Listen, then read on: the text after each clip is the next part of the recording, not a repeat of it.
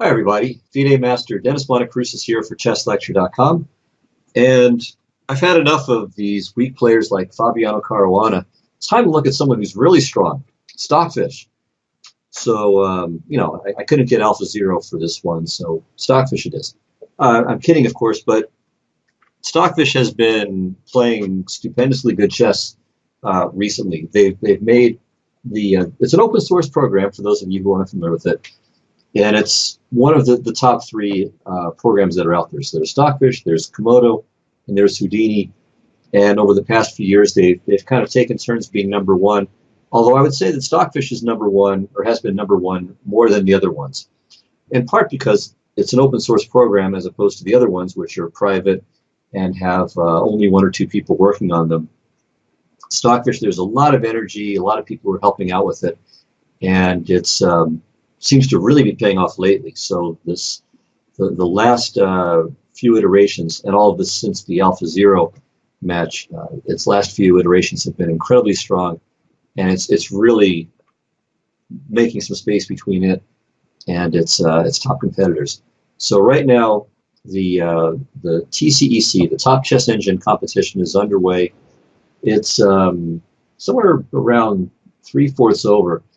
And in decisive games, Stockfish is just beating Houdini to a pulp, 14-1. And this is one of the games that it won. This is game 31 of that superfinal. Stockfish is white, Houdini, which they both came ahead of Komodo in the last preliminary stage. And well, we'll see just how badly Stockfish has been outclassing Houdini in this competition, and every other engine as well. So Stockfish is white. Let's get underway here. So we got a French. The first 7 moves were entered by the people running the competition. So the way this works, it's a 100-game match, and you can think of it as 50 pairs. So whatever opening is played in the one game was played in the next game with colors reversed as well. And the first 7 moves, which were chosen by, again, I don't think it's by random. I think they deliberately chose some set of openings to be played throughout the competition. So this is the one that came up in game 31 and game 32. Actually, I think the only game that Stockfish has lost was in the rematch. So Stockfish did play much better than Houdini did with black. But still, the game that started from this position with Houdini having white was the only one that it managed to win, at least so far, in the entire competition. Okay, so let's proceed. Those of you who play this line with black, be aware, at least with engines figuring out what to do from here, they weren't able to rescue black's position. All right, Stockfish castled. Houdini played a5. G5 is an interesting alternative, so I won't analyze it, but I'll mention it as a possibility, and it's a known kind of idea. So this is not something that some crazy computer came up with that no one has ever seen before. This is in fact a known idea in this position, first of all, but also in general. There are quite a few Frenches where this kind of bizarre looking move is quite playable. But a5 is the more sane choice. White plays a4, preventing black from gaining space. And now both sides can potentially have a problem with their queen knight 5 square, to use old-fashioned chess notation. So b5 for black, b4 for white, but of course for white, only if and when black makes this capture on d4 and white recaptures with the c pawn. So here, in fact, well, cd4 is a completely normal move. And then after cd, knight to b4, bishop to b5. You might think, well, why not bishop to b1 instead? Let's keep the pressure on this guy, and we can maybe lift this rook up from a3 and come across.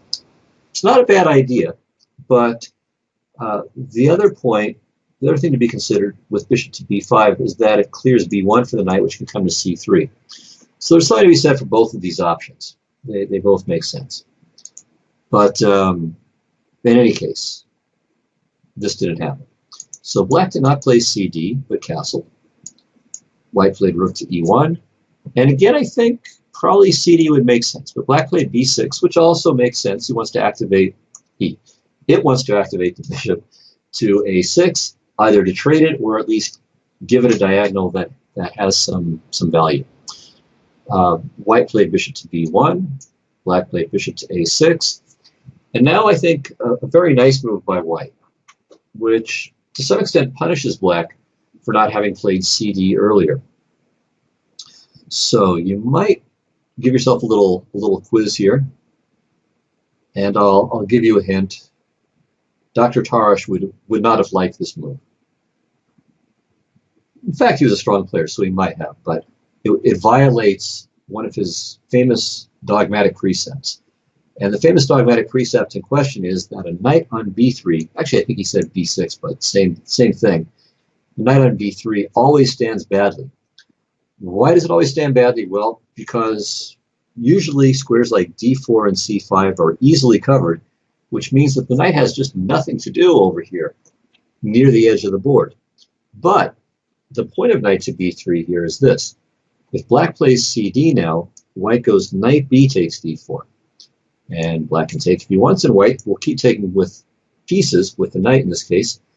And now black is not going to get the b4 square, and the c file is going to stay closed.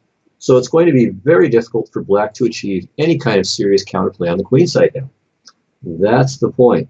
So the knight on b3, it's not happy. It's not a great square for the knight, but it closes down black's operations on the queen side.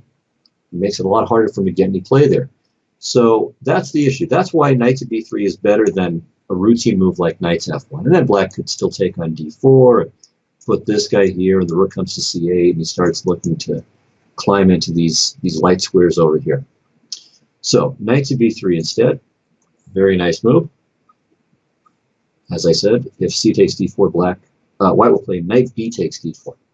So black played rook to e8. And this is another good position to ask yourself, what should white to move do? So this bishop looks beautiful. This bishop is pretty good too, but to make an attack work, we're going to need the queen's involvement. Now you might consider something like queen to d2, but there's a problem with queen to d2, which is that you've just lost a piece to c4. So the idea of going queen d2, queen f4, queen g4, queen g3 is nice in principle, but tactics take first place. So we can't do that. What else could we do? Well, we can move this knight and then play the queen to g4 or maybe to h5. But how do we get the knight out of the way? We could go knight to d2, but that's, well, I guess it's possible. But then, well, once again, c takes d4 can be played.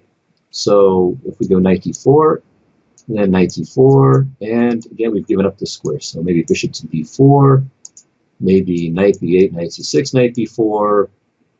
There are various things that black can do, but the key is that he's then getting access to these useful squares again. Yes, and also, of course, another problem with knight f to d2 is c4 is again trapping the knight. So lots of problems with knight f to d2. So neither knight's going there. Well, what else can you do? Well, here's the answer. You could play h4. And this is kind of a standard idea. h4, then bishop h4, knight h4, queen h4, and you go rook to e3 with the idea of rook to h3. And that's not bad. Black should probably play g6, and then you can still go rook to h3, and hopefully perhaps get a queen to h6. That might be one idea. Another idea is just to go rook to g3 to play bishop to g5, which here comes close to trapping the queen, and certainly black doesn't want to play queen h5. It's very likely to just get mated there. So for instance, let's say rook to c8, bishop g5, queen h5, takes, and let's say we go bishop to f6, king h8, bishop h7, and maybe knight e7. Maybe there's no immediate win, although that seems pretty hard to believe. So that looks at least very precarious. Maybe we can also go this way. Wait, what am I saying here? Yeah, there's a win. We just go bishop to g7 mate. So never mind that. So if you can't play knight to e7, then this is just winning on the spot. Any other tricks? No, not really.